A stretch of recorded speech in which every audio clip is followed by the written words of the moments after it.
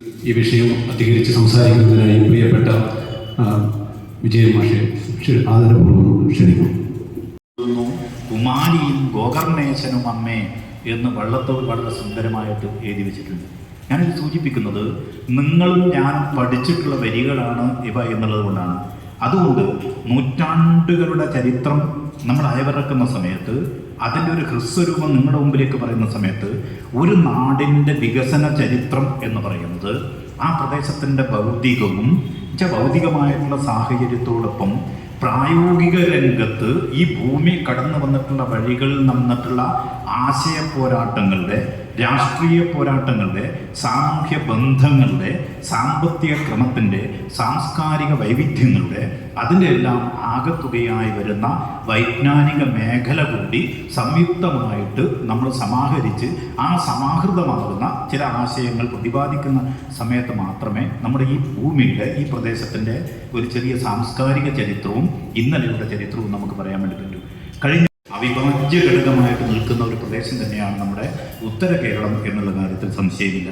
ഞാൻ ചുരുക്കി ചില കാര്യങ്ങൾ സൂചിപ്പിക്കുകയാണ്. ഇപ്പം ഇന്നത്തെ ദിവസം ജില്ലാ കലക്ടർ 40ഓളം കാഞ്ഞിരമരമായി കഴിഞ്ഞാലും ഏത് വൃക്ഷമായാലും അത് നട്ടുകൊണ്ട് ഈ 40 വർഷത്തിൻ്റെ ഗതകാല ചരിത്രത്തിൽ നിന്നും ഏറ്റവും ഉജ്ജ്വലമായ ഒരു മുന്നേറ്റത്തിന് വേണ്ടിയിട്ടുള്ള പാത ഒരുക്കിക്കൊണ്ട് അദ്ദേഹം വൃക്ഷങ്ങൾ നടുകയുണ്ടായി.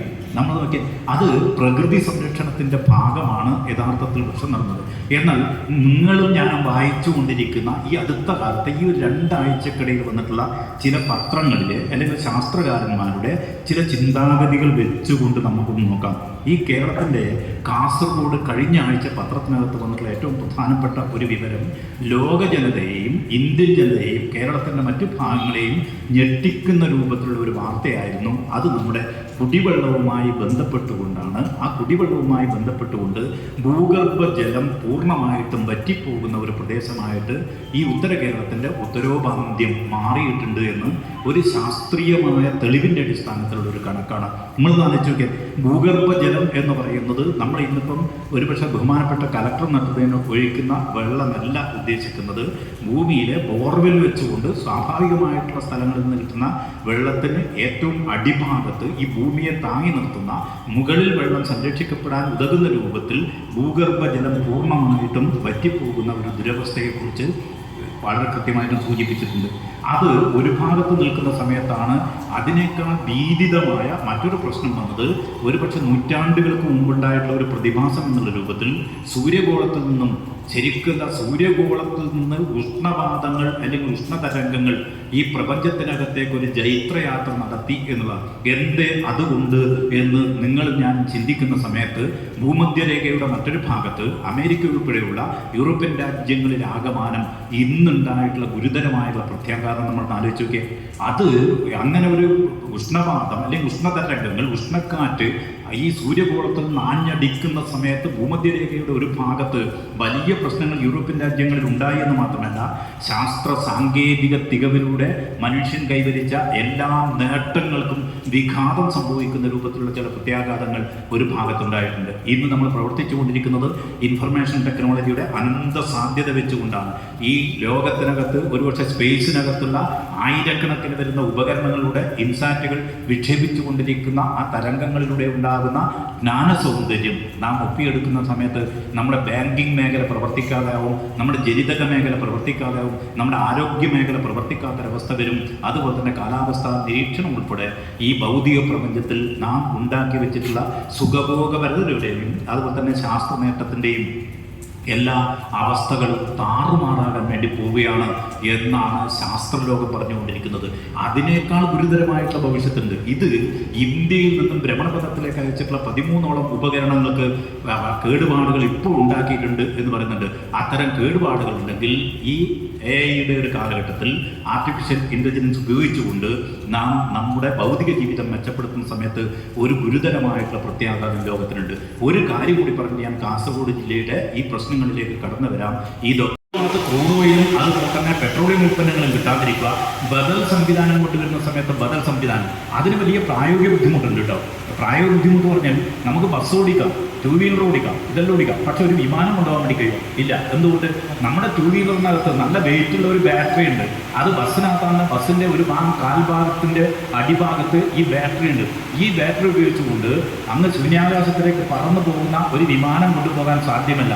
വിമാനം കൊണ്ടുപോകുന്ന സമയത്ത് വിമാനത്തോടൊപ്പം വിമാനത്തിൻ്റെ വലിപ്പമില്ലെങ്കിലും മറ്റൊരു കവചിത വാഹനം ഒന്നിച്ചു കൊണ്ടുകൊണ്ടുവരും. കപ്പൽ പോകുന്ന സമയത്ത് കപ്പൽ ഓടിക്കാൻ വേണ്ടിയിട്ട് അതിൻ്റെ ബാറ്ററി സങ്കേതം ഇതിൻ്റെ കൂടെ കൊണ്ടുകൊണ്ടുവരും. അതുകൊണ്ട് ഇത് എല്ലാ സമയത്തും പ്രായോഗികമല്ല എന്ന് സൂചിപ്പിക്കുന്നു.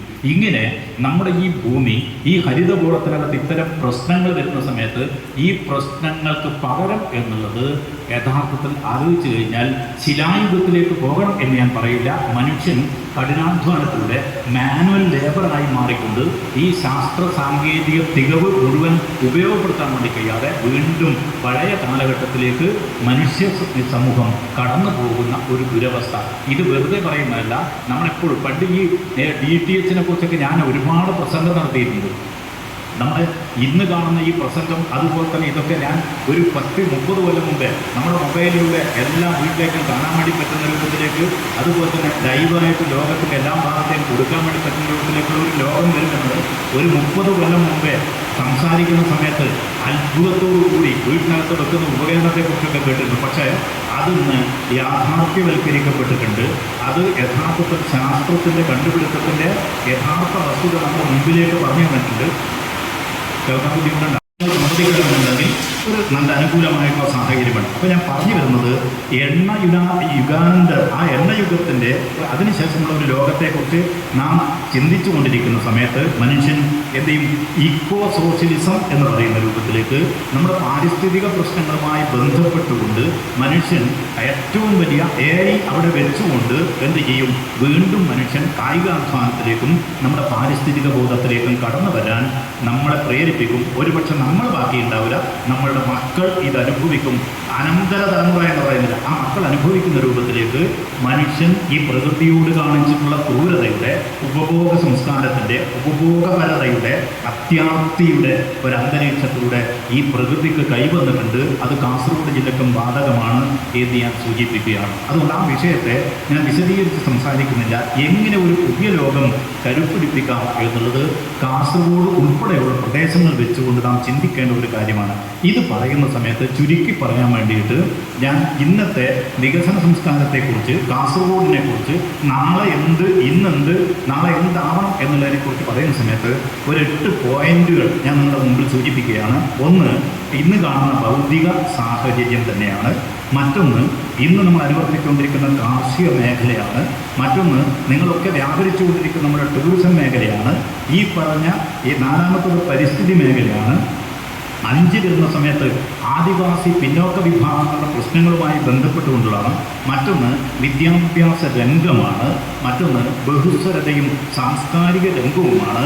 ഏറ്റവും ഒടുവിൽ പറയാനുള്ളത് ഞാൻ ഈ പറയുന്ന AI ഉൾപ്പെടെയുള്ള സാങ്കേതിക രംഗം, ഇൻഫർമേഷൻ ടെക്നോളജിയുടെ അനന്ത സാധ്യത എങ്ങനെ ഉപയോഗപ്പെടുത്തിക്കൊണ്ട് ഒരു പുതിയ തലമുറയെ, ഒരു പുതിയ കാസർഗോഡിനെ, ഒരു പുതിയ പരിപ്രേക്ഷ്യം ജനങ്ങളുടെ മുമ്പിൽ നമുക്ക് കണ്ടെത്താം. ഞാനിത് പറയുന്ന സമയത്ത് സ്വാഭാവികമായിട്ടും ഇതിന് ഉത്തരവാദിത്വമുള്ളവരാണ് നിങ്ങൾ എന്നുള്ളതുകൊണ്ടാണ് പറയുന്നത്.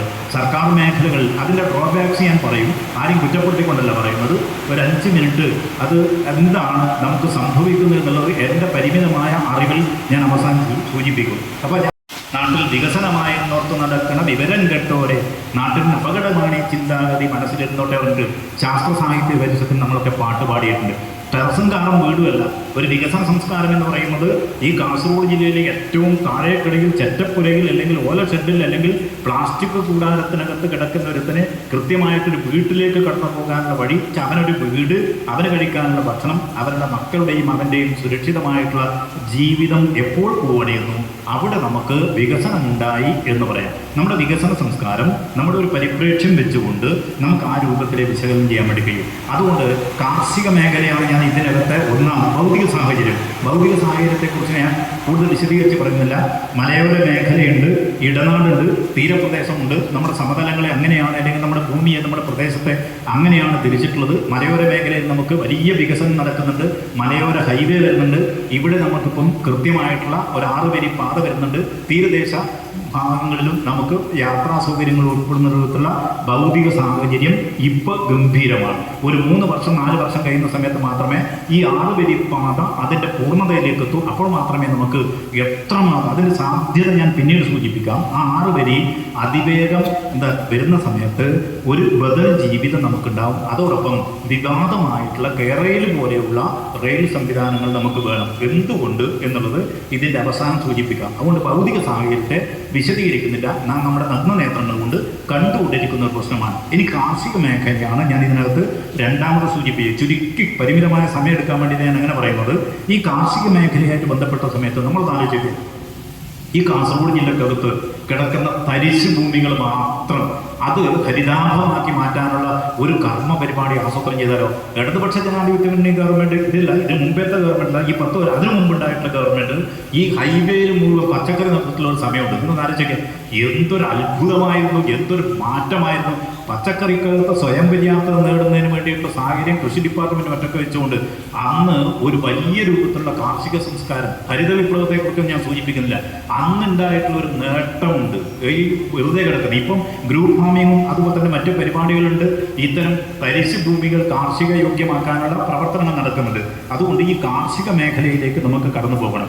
ഇങ്ങനെ പോകുന്ന സമയത്ത് ഞാൻ ആദ്യം പറഞ്ഞ ഭൂഗർഭ ജലത്തിന്റെ കുറവ്, ഉപരിതലത്തിലെ ജലത്തിന്റെ കുറവും വരുന്നുണ്ട്. ഇതിന് ശാസ്ത്രീയമായിട്ടുള്ള മാർഗങ്ങളുണ്ടോ? ഒരുപക്ഷെ രാഘവനൊക്കെ ജീവിക്കുന്ന പ്രദേശങ്ങളിൽ പാലായിൽ ഷട്ടർ കം ബ്രിഡ്ജുണ്ട്. ഇപ്പോൾ ഇന്നത്തെ പത്രത്തിൽ വന്നിട്ടുള്ള വാർത്ത എന്ന് പറയുന്നത് ഉപ്പുവെള്ളം ഒരു ഭാഗത്ത് നിന്ന് കയറുക എന്ന് മാത്രമല്ല, ആ പ്രദേശങ്ങളിലെ ജനങ്ങൾക്ക് കുടിവെള്ളം എത്രമാത്രം സത്യമുണ്ട് എന്ന് നമുക്കറിയില്ല, ശുദ്ധമായിട്ടുള്ള വെള്ളം കിട്ടാത്ത ഒരവസ്ഥ ഈ വികസനം കൊണ്ടുണ്ടായിട്ടുണ്ട്. അപ്പോൾ വികസനത്തിനകത്ത് ശാസ്ത്രീയമായിട്ടുള്ള സമീപനം, ദീർഘവീക്ഷണം ഇല്ലാതിരിക്കുന്ന സമയത്തുള്ള പ്രശ്നങ്ങൾ ഇവിടെ മാത്രമല്ല പല സ്ഥലത്തും ഉണ്ടാകുന്നുണ്ട്.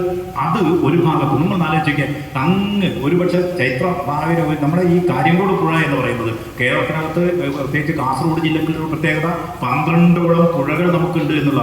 ഇത്രയും പുഴകൾ ഉണ്ടായിട്ടും ഇത്രയും വെള്ളസ്രോതസ് ഉണ്ടായിട്ടും വെള്ളം സർവത്ര തുള്ളി കുടിപ്പാനില്ല എത്രയെന്നുള്ള ആപ്തവാക്യം പുനരവലോകനം ചെയ്യേണ്ട ഒരു സാഹചര്യത്തിലേക്ക് നമ്മൾ വന്നിട്ടുണ്ട്. അതുകൊണ്ട് കൃഷിക്ക് വേണ്ട വെള്ളവും അനുബന്ധ പ്രവർത്തനങ്ങളും നടത്തിക്കഴിഞ്ഞ് ഒരു സ്വയം പര്യാപ്തതയിലേക്ക് നമ്മുടെ ഈ ഉത്തര കേരളത്തെ മാറ്റാൻ കഴിഞ്ഞിട്ടുണ്ടെങ്കിൽ അതാണ് നമ്മുടെ വികസന സംസ്കാരത്തിന്റെ ഏറ്റവും പ്രധാനപ്പെട്ട ഒരു പോയിന്റായിട്ട് വരുന്നത്.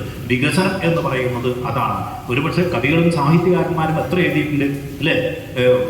ടി കുഞ്ഞിരാമൻ നായരൊക്കെ എഴുതിയിട്ടുള്ള പാരിസ്ഥിതിക ബോധം ഉൾക്കൊള്ളുന്ന രൂപത്തിലുള്ള കവിതകൾ ആരും എഴുതിയിട്ടവർ. ഇരുമ്പും മരവും മണ്ണും കൂടെ പിറപ്പുകൾ എരിതാഹ കഞ്ഞിതരും കൈക്കോട്ടൻ കുലദൈവതം എന്ന്, ഈ അധ്വാനിക്കുന്ന പണിയായുധമാണ് എൻ്റെ ദൈവം എന്ന് പ്രഖ്യാപിച്ചിട്ടുള്ള പിയുടെ നാടാണ് യഥാർത്ഥത്തിൽ ഇത്.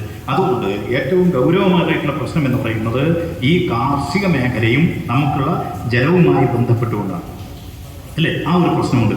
ഇനി ആ പുരോഗതി കഴിഞ്ഞ് വരുന്ന 2-3 വർഷങ്ങൾ കൊണ്ട് നാഷണൽ ഹൈവേ ഉൾപ്പെടെയുള്ളത് പൂർത്തിയാകുന്ന സമയത്താണ് നമുക്ക് ഇതിൻ്റെ ഒരു ഭംഗിയും അതുപോലെ തന്നെ ഇതിൻ്റെ പുരോഗതിയുടെ ചില അടയാളങ്ങളും നമുക്ക് ഉണ്ടാക്കാൻ വേണ്ടി കഴിയുന്നത്. ഇപ്പോൾ ഒരുപക്ഷെ ഇന്ത്യയുടെ സാമ്പത്തിക വിദഗ്ധന്മാർ ലോകത്തിൽ മറ്റുള്ളവർ ഈ പുസ്തകത്തിന്റെ സമയത്ത് 24 25 വർഷങ്ങളിൽ കഴിയുന്ന സമയത്ത് ഈ വാഹനങ്ങൾ മുഴുവൻ വെച്ചു കൊടുക്കുന്നത് പോലെയുള്ള സാധനങ്ങൾ പോലെ ഇത് ഉപയോഗിക്കാൻ പറ്റാത്ത ഒരു ഭാഗത്തേക്ക് നമ്മളോടി മാറ്റിവെക്കരുത്. പെട്രോളിയം ഉൽപ്പന്നങ്ങൾ നമുക്ക് കിട്ടാത്തതാണ് നമ്മുടെ ഊർജ്ജം. ഇങ്ങനെ തരുന്ന സമയത്ത് ശാസ്ത്രലോകം ചിന്തിച്ചു ഇതിനൊരു വഴി എന്താണ്, ഒരു മറുപടി എന്താണ് ചെയ്യുന്നത്. ചിലപ്പോൾ യൂട്യൂബ് സ്കൂളിൽ പഠിച്ചത് അവസരം കണ്ടെത്തുന്നതിന്റെ മാതാവായിട്ട് ഒരു ബദൽ സംസ്കാരം.